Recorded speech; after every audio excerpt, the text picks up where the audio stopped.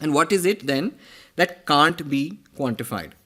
Since I posed a difficult question, let's not leave you with the feeling, as people often say about anthropologists, that we didn't get an answer to the original question. What can't be quantified? Perhaps the most precious qualities of life, the feeling of vitality and the feeling of attunement to others and to oneself. Health is as much of a mystery as illness. Since we began with the Panchatantra, let me end with one such unquantifiable but vital, somewhere between the sublime and the practical feeling that this text affirms.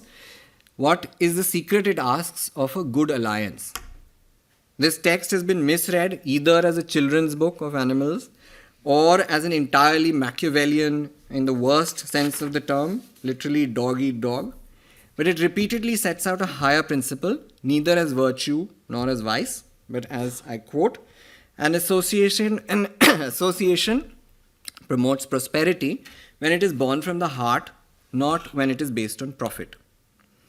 The associative principle that this book exalts or emphasizes is not love, but friendship.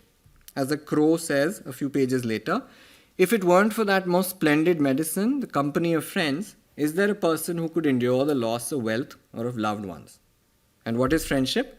It is when different beings who have no relation or no prior relation to one another, crows, mice, owls, foxes, feel excited by the sound of one another's voice, I'm quoting from Panchatantra, and spend evenings in long conversation, end quote.